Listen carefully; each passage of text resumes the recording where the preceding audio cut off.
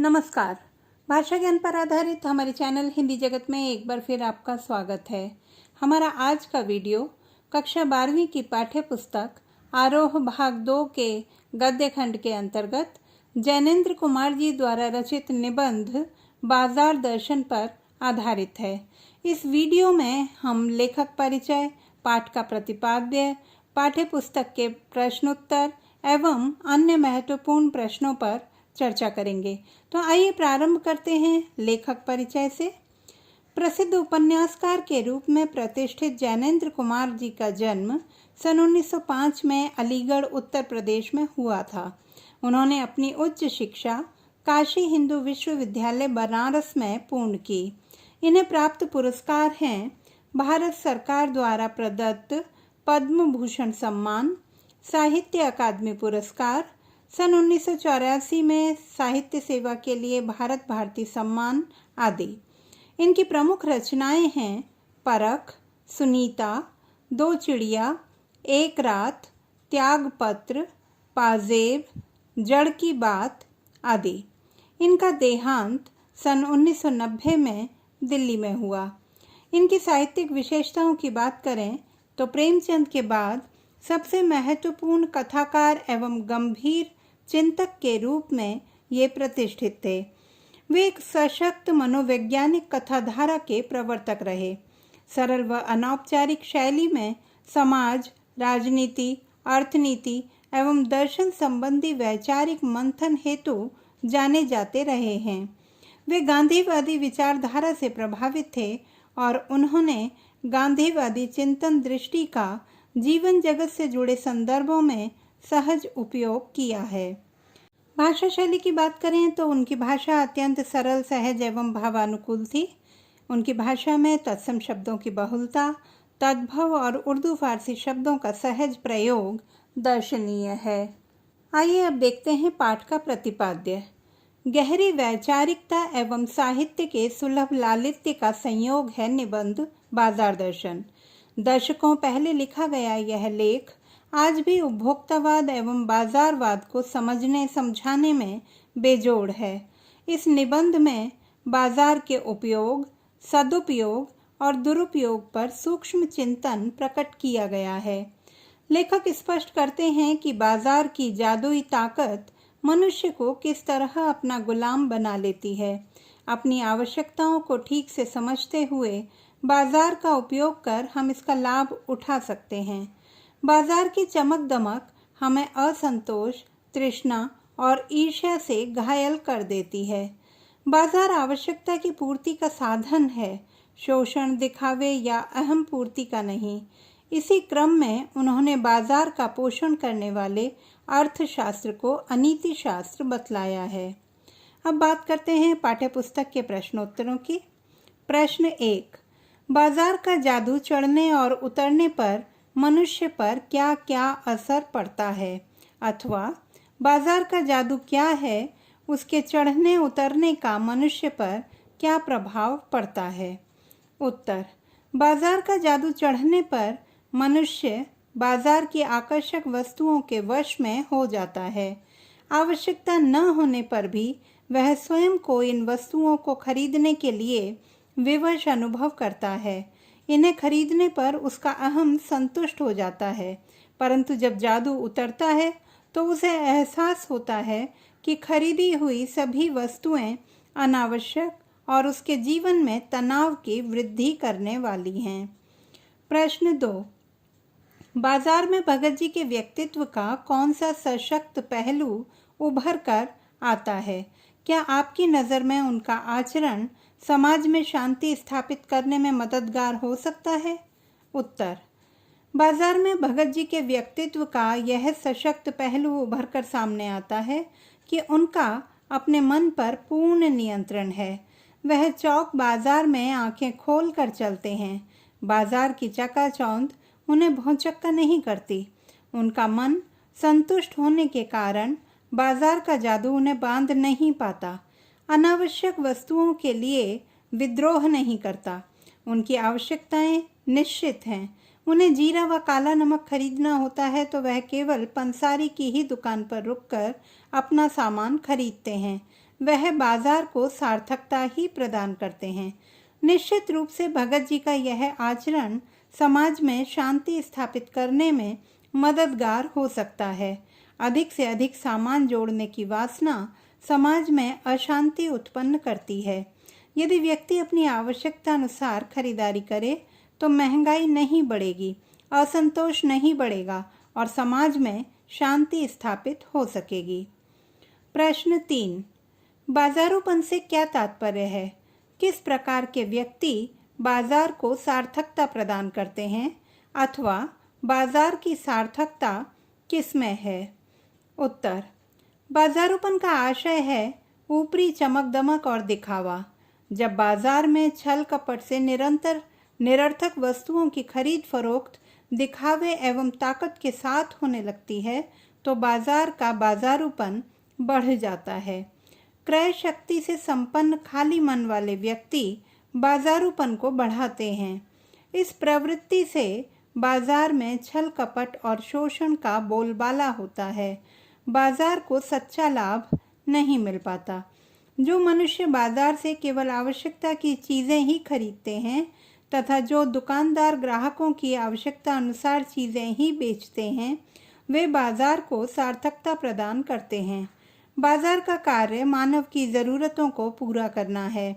ज़रूरत का सामान प्रदान कर बाजार सार्थक हो जाता है।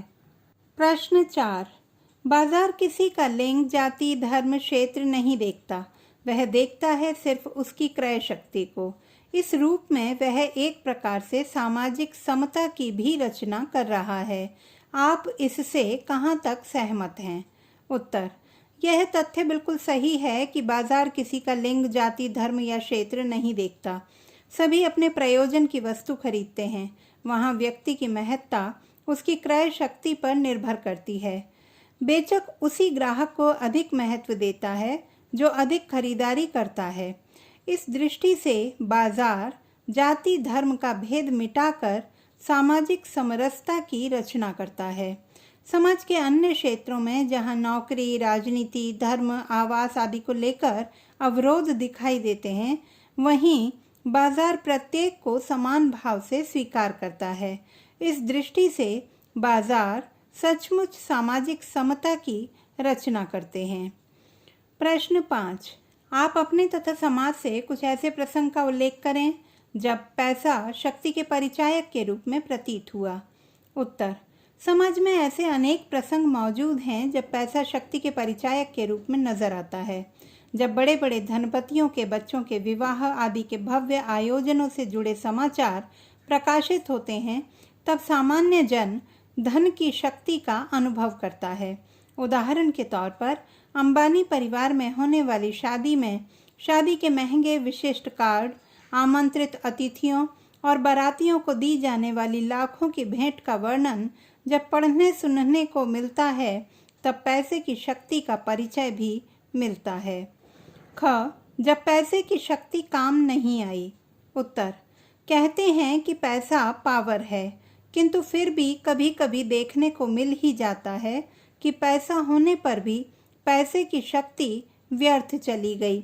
वर्तमान में कोरोना महामारी में अनेक धनपति अपने पैसों से अपना जीवन नहीं खरीद सके और अकाल मृत्यु का शिकार हुए।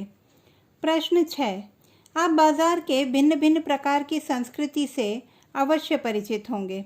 मॉल की संस्कृति और सामान्य बाजार और हाट की संस्कृति में आप क्या अंतर पाते हैं?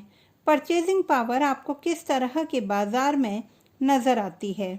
उत्तर, मॉल की संस्कृति से बाजार की परचेजिंग पावर को बढ़ावा मिलता है। मॉल संस्कृति उच्च तथा उच्च मध्य वर्ग से संबंधित है। यहाँ चकाचौंध व लूट चरम सीमा पर होती है। मनी पावर वाले लोग इसे अपने स्तर के अनुकूल मानकर बड़ी शान से दुनिया को दिखाने हेतु यहाँ खरीदारी करने आते हैं। यहाँ बाजारूपन भी चरम पर होता है। सामान्य बाजार में मनुष्य की आवश्यकता का सामान अधिक होता है। यहाँ शोषण एवं आकर्षण कम होता है। ग्राहक और बेचक में परस्पर सद्भाव भी नजर आता है।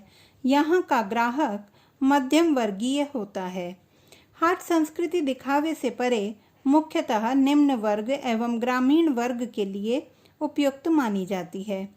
प्रश्न 7।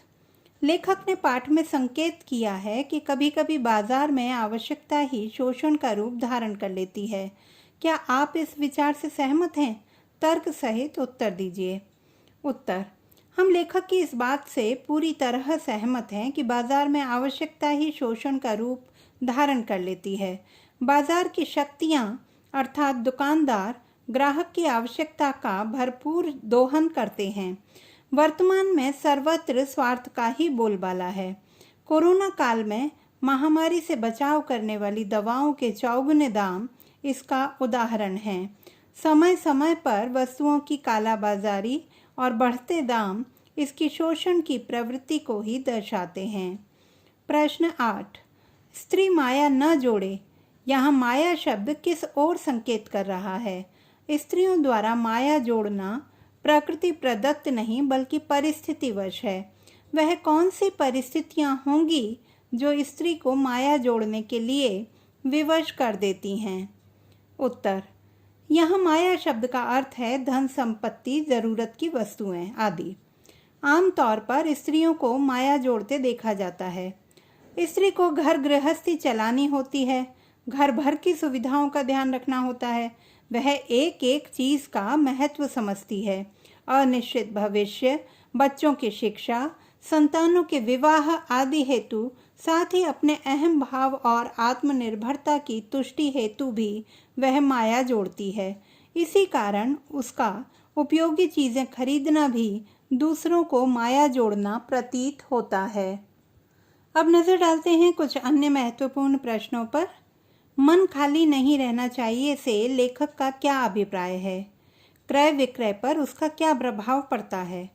उत्तर: मन खाली नहीं रहना चाहिए का अभिप्राय है बाजार में जाते समय मन में कोई निश्चित वस्तु खरीदने का लक्ष्य होना ही चाहिए।